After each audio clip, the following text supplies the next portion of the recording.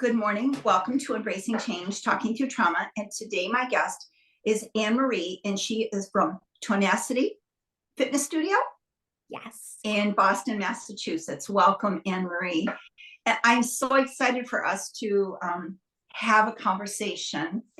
And we've talked before, and it's been quite a while, but would you like to start with like a little bit about your backstory? Your story is so unique, and I would just like give an overview of what you'd like to talk about, please. Okay, so I always like to joke with people. My body has always been a very loud speaker to me. And since I was a young age, I've always had weird things, I guess. But fast forward to my mid-30s, and I got pregnant with twins. And I am a small person. I'm 4'11". So you can imagine what a pregnancy with two babies does to a body that's 4'11". So I was on bed rest. My whole pregnancy was carefully monitored. There were things popping up all the time. And so it was a scary pregnancy, to be honest. And after I gave birth, my twins were in the hospital for another 2 weeks, and I had a 2-year-old at home. So there was a lot going on during that time. But prior to that, I've been in the fitness industry since the mid-90s. I've taught every class under the sun. I am a comprehensive Pilates instructor, and that's the bulk of my training, or the bulk of my teaching history, but Pilates. So after the twin pregnancy, I did all the things that I knew to be true to regain strength, and it just was not working.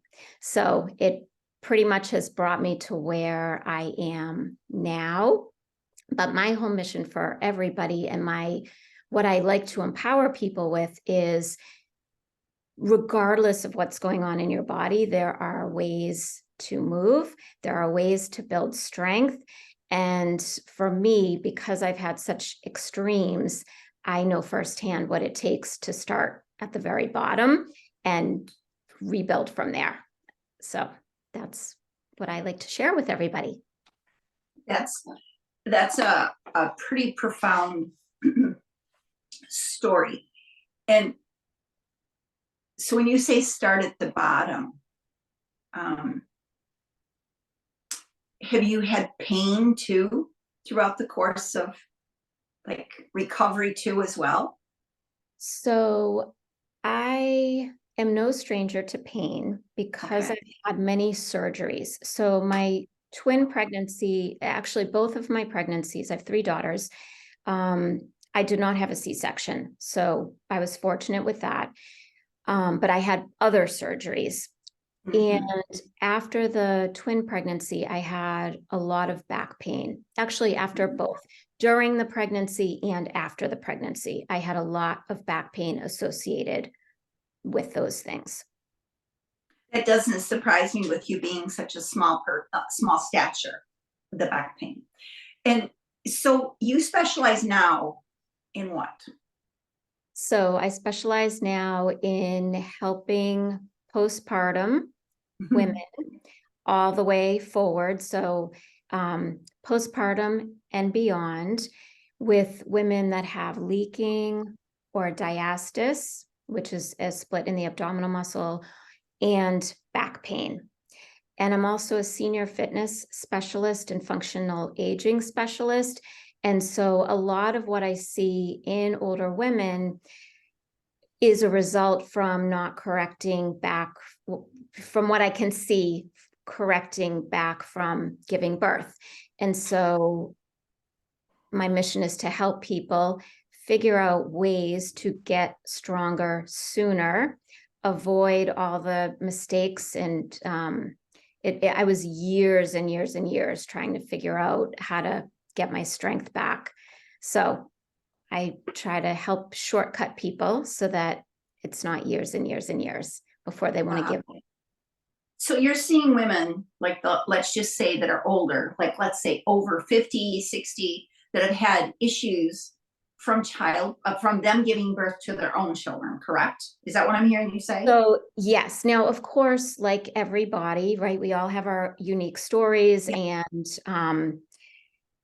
it looks to me that a lot of what their bodies have gone through as a result of pregnancy was not corrected. Yeah. And do you see a lot of, especially with the line of work that you're doing, do you see a lot of emotional issues with women that carry their emotional stories with them as well? I mean, So we talked about our bodies telling the story, but do you see the emotions that are connected with it as well? absolutely. What I've seen, many women have traumatic birth stories, and Yes. that comes protective mechanisms, as they should, right? Yeah.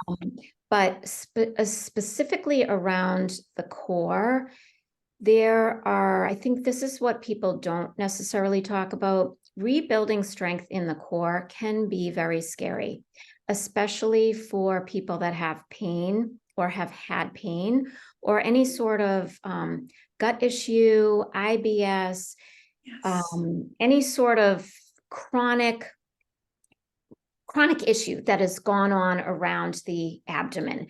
Yes. Because sometimes the way we feel things, it's going to remind us, or we're going to automatically jump to, oh no, I don't want to do that. I'm going to get into my bad back. Oh, I don't want to do that. And there's a lot of fear that's around it. And so it's important to work with the nervous system that's in front of you, with the person that's in front of you. And there are ways to bypass it, but absolutely, there's a lot of emotion that comes up when working the core well.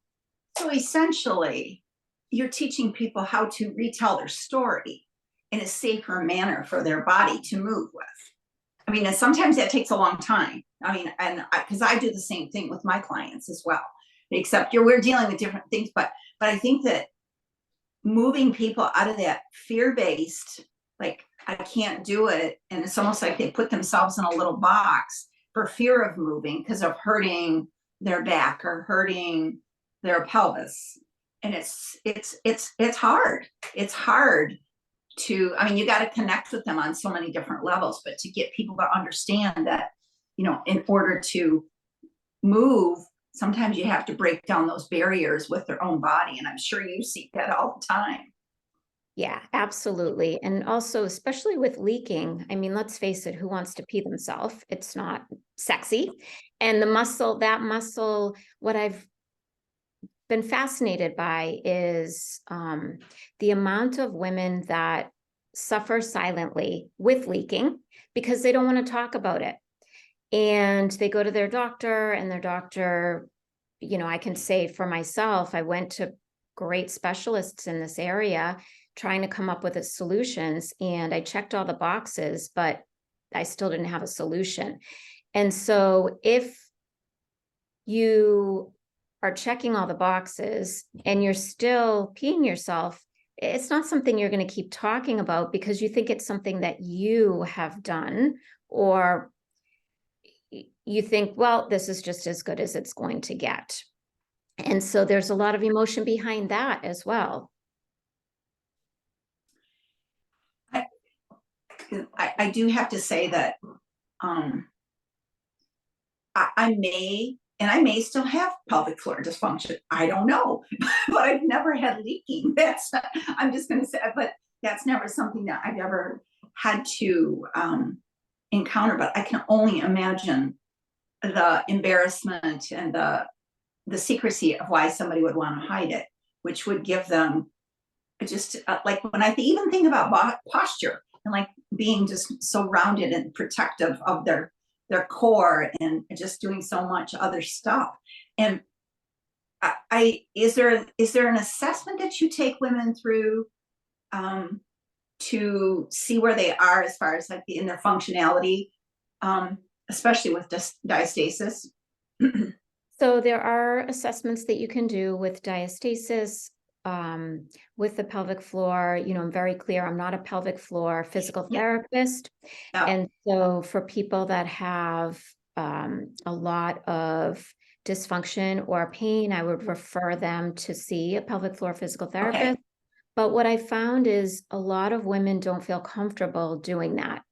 And so I have developed enough tools for myself that I can help guide them to figure things out, if they don't want to see a pelvic floor physical therapist. And I am a good adjunct if you've finished pelvic floor PT. So, I can speak from my own story, and I know this is true for many other women. You check the box, you finish pelvic floor PT, but they don't do high level exercises with you. So if you're somebody that had leaking with running, you're going to be cleared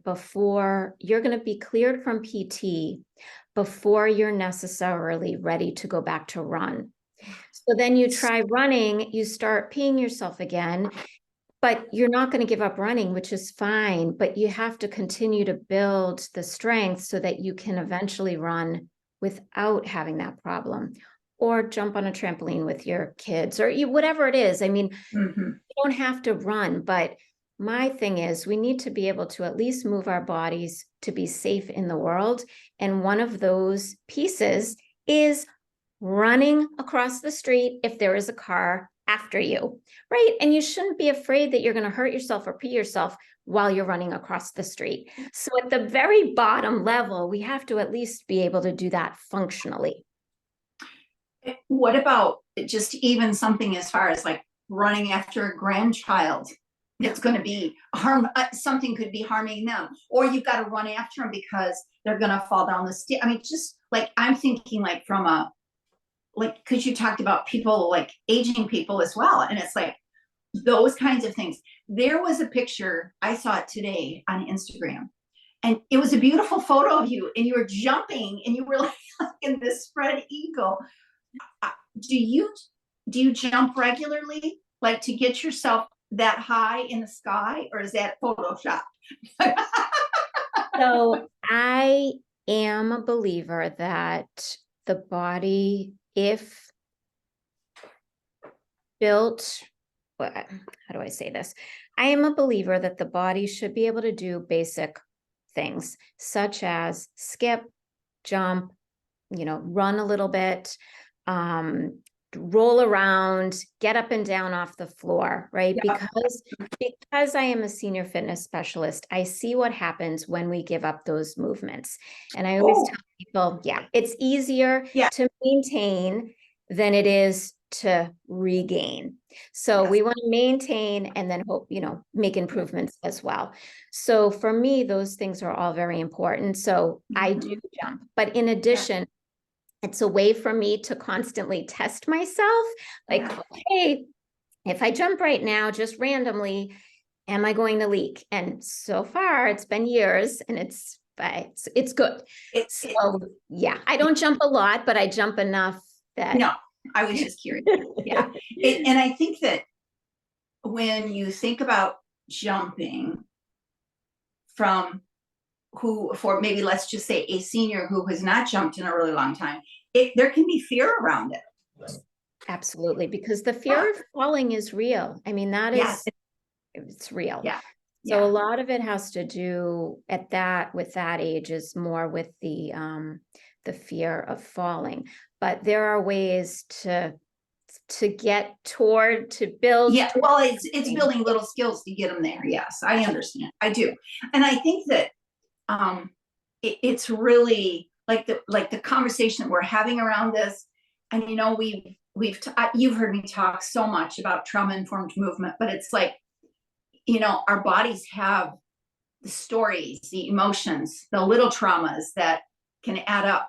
And when we've gone through life with unexplained things in our body, it's hard to begin to open up. And it's like sometimes I almost feel like, and you probably do too, that you're working with people, but so much of their body's telling you the story and they don't have to say a word to you about it. Yes, so, absolutely. Absolutely. And now you also, because we go along, I mean, we've had this conversation before, because we've now been, we've been Zoom friends now for quite a long time. Yes. But you also have created a program, and are you getting ready to launch it again? Yes. So I have two programs. I have a 10-week program for women that are dealing specifically with diastasis, back pain, and leaking. Okay. And that helps with, at the end of the 10 months, they will know exactly what they will, women will reduce all those symptoms, and also at the end of the 10 months know exactly what they have to do to continue to reduce those So is symptoms. it 10 months or 10 weeks? Sorry, 10 weeks. 10 Okay. weeks. So at the end of the 10 weeks, yes, what I was thinking is, sometimes it takes quite a while to build strength. And I think people underestimate that. Oh, It's about 6 to 8 weeks to build the neural connection. And then after that happens, it takes another 6 to 8 weeks to build strength. So we're talking 16 weeks just to have a little strength gain. And so some people at the end of that 10 weeks, they've resolved all their symptoms, completely gone. Other people, depends on the starting point, but at the end of that 10 weeks, everyone will know exactly how to continue. And then my other program is a month-long challenge, and it's for all women that, if any mom, so mom, grandma, any female body that has been pregnant, and it's just a way to get people moving. It's a variety between strength training, Pilates, range of motion exercises. and do you do all of these online? So I do. I primarily am doing everything online. I do have a small studio in Boston. So for people that are local, I see them in person, but 90% of my clientele is online, and both of these programs are online. Good deal. So, and when we get off, you can send me your information so I can include it in the show notes. So, but if there's a do you have a website that people could reference? I do. I have a website. It is Tonacity, TONACITY fitness.com. Okay. So, Anne-Marie, this has been a great conversation. Thank you so much for joining me today. So Thank you for having me. You're welcome. So yeah, please stay on when we're done.